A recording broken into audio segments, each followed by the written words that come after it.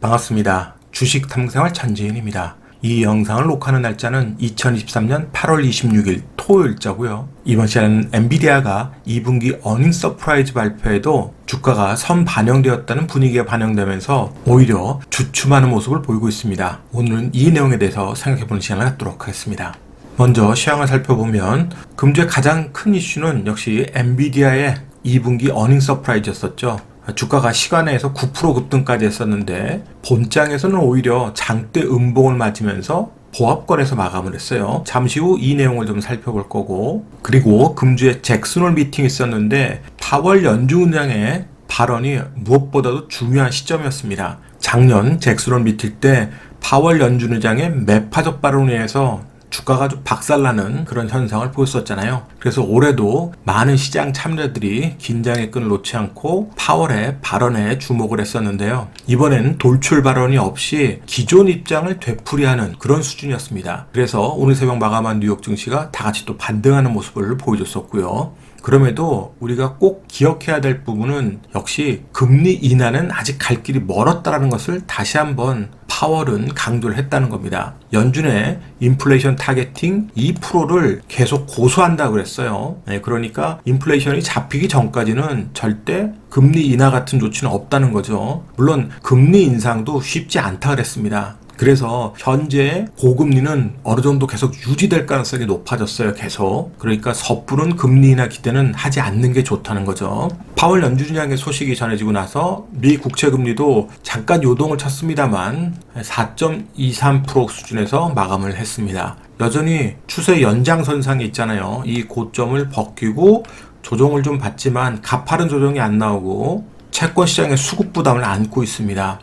조정이 나와도 다시 언제든지 반등할 수 있는 분위기가 있다는 거니까 계속해서 채권 시장을 예의주시하셔야 될 것 같고요. 국제 유가 시장은 다행스럽게도 중국 경기 침체 우려가 반영되면서 여전히 좀 조정권을 보이고 있습니다. WTI 가격이 80불대를 깨고 내려서 79불대로 일단 찍었어요. 물론 기술적으로 또 반등을 할 수 있겠습니다만 시장 세력들이 또 다른 이슈가 나오지 않는 이상은 계속 조정권에서 또 박스권을 보이지 않을까 이런 기대감이 있습니다. 만약에 이렇게 조정권에서 또 찌글거리게 된다면 인플레이션에 대한 부담이 감소되기 때문에 시장에는 오히려 긍정될 수 있죠. 자, 나스닥 시장 지난주에 설명드렸듯이 13,000 근처에 오니까 기술적으로 반등을 했습니다. 이 기술적 반등이 많이 빠진 거에 대한 반등도 있지만 엔비디아가 실적이 좋을 것이다 이런 기대감이 반영되면서 엔비디아가 시장을 이끌었단 말이에요.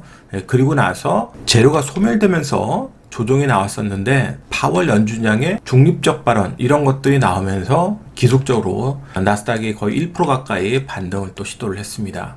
물론 그렇다고 해서 여기를 또 빠르게 치고 갈 수 있는 그런 에너지는 쉽지 않은 상황이죠. 다시 한번 바닥을 확인할 수 있습니다. 우리 시장 같은 경우는 달러 인덱스가 강세를 보이는데도 기술적으로 일단은 환율이 방어가 되면서 조정을 보이고 있어요. 그래서 우리 시장도 기술적으로 반등을 좀 했죠. 그러니까 환율 추이를 계속 유심히 관찰을 또 해야 될 겁니다.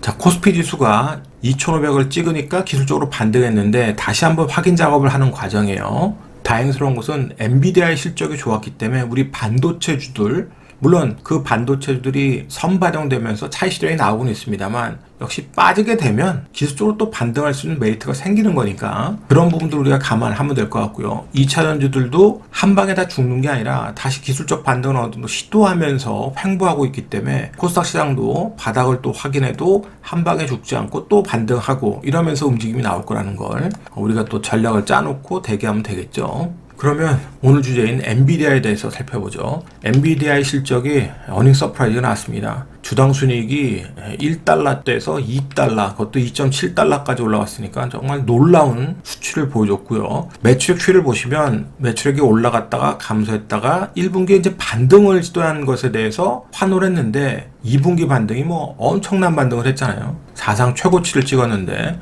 이 사상 최고치를 찍었음에도 3분기에는 150억 달러 정도 나올 수 있다 이런 발언을 또 했단 말이에요. 그러니까 가이던스가 높아지니까 주가가 조정 나온다면 세력들, 큰 세력들의 입장에서는 저가 매수에 또 동참할 수 있는 분위기를 언제든지 만들어 놓을 수 있는 거고요. 그리고 지난 5월에 150억 달러의 자사주 매입소가 이런 기대감을 드러냈는데 이번 8월 실적 발표에서는 250억 달러의 자사주를 매입하겠다 했단 말이에요. 미국에서는 뭐 자사주 매입하면 소각하는 거니까 그만큼 주가에 긍정적 영향을 미칠 수 있겠죠. 그러니까 실적도 좋은데 자사주도 매입해서 소각한다. 뭐 주가가 빠진다 그러면은 언제든지 저가 매수가 유입될 수 있는 조건이 될 수 있습니다. 그래서 국내에 주식을 투자하지 않고 나는 해외 주식에 투자하겠다는 사람들은 엔비디아를 계속 추적을 하셔야 될 거예요.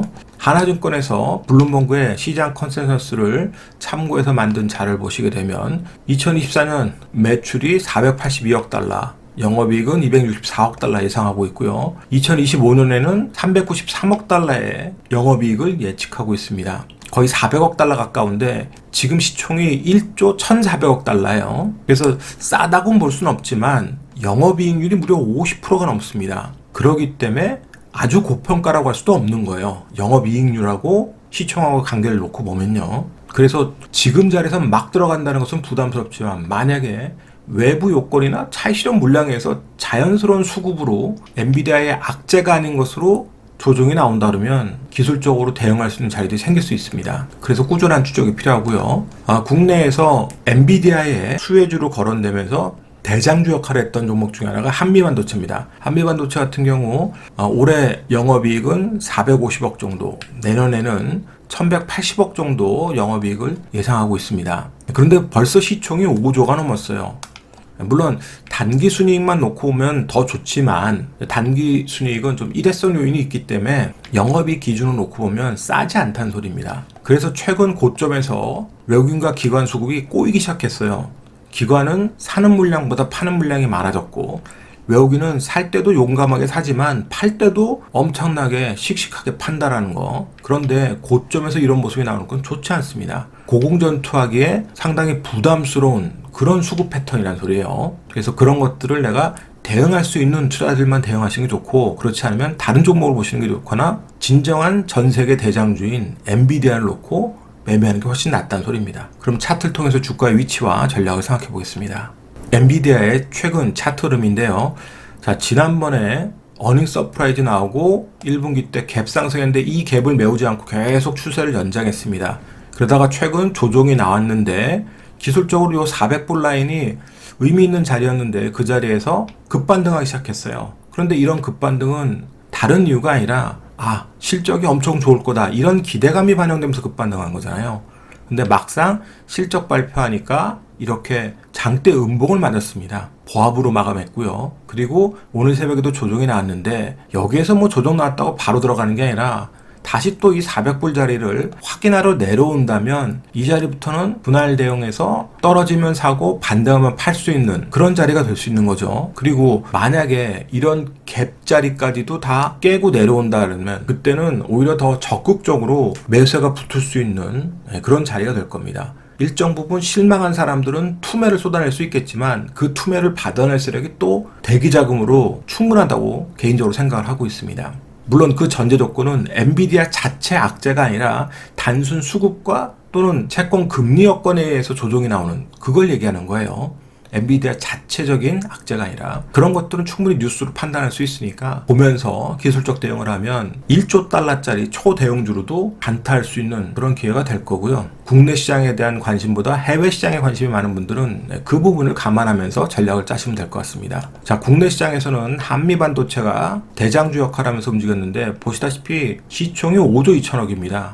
정말 작지 않은 시총이에요. 그리고 이미 저점 대에서 또 많이 올라왔고 중요한 기술적 자리는 약 한 달 가까이 고공전투를 하다가 엔비디아 실적이 좋을 것을 알고 미리 선반영되면서 주가가 급등이 나왔습니다. 그럼 이 급등 나온 이후에도 계속해서 외국인 기관 수급이 좋아야 되는데 오히려 지금 수급이 꼬여지는 과정이잖아요. 그러면 기술적으로 이 5만 원이라고 하는 호가가 바뀌는 중요한 기술적 자리, 이 자리를 터치할 수 있습니다. 그러면 터치했을 때 엔비디아의 주가가 강하거나 또는 다시 한번 외국인 기관의 수급이 강하게 들어오지 않으면 반등이 되게 짧을 수 있다는 거예요. 기술적으로요. 그 반등을 이용해서 오히려 기관과 외국인이 팔아먹으려고 할 그럴 가능성이 더 많다고 보여집니다. 그래서 그런 것들을 내가 타이트하게 계산해서 매매할 수 있는 그런 사람이라면 대응이 되겠지만, 그렇지 않은 사람들은 오히려 지난번에 약 한 달 가까이 고공전투를 벌였던 그 고공전투의 저점 자리, 이 4만원대 초반 자리를 기다렸다가 이 자리에서 대응하는 게 조금 더 안전하게 대응을 할 수 있을 거고요.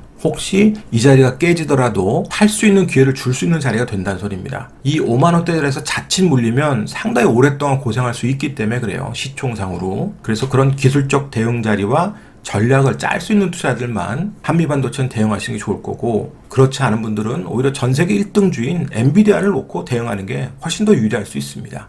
그리고 지난주에 설명드렸던 삼양식품, 자, 고공전투 벌이다가 저점을 계속 높이고 고점도 높였습니다. 하지만 거래량이 없이 올라왔기 때문에 그냥 가면 어쩔 수 없다고 보세요. 절대 추격 매수하지 마시고 다시 조정 나와서 고공전투의 저점까지 돌리는 모습이 나와야 됩니다. 그래서 대응이 되는 사람들만 대응해야지, 여기서 추격 매수했다가 수급이 없는 상황에서 또 뚝 떨어져 버리면 굉장히 당혹스럽고 오히려 손절할 수 있어요. 그 부분을 참고하면서 여러분들 전략을 짜셔야 될 거예요. 오늘자 한 줄 요약. 대장주의 역할을 수행한 엔비디아의 품격. 이 영상이 도움이 됐다면 좋아요, 구독하기 부탁드리고요. 저는 다음 시간에 또 뵙도록 하겠습니다. 고맙습니다. 전지인이었습니다.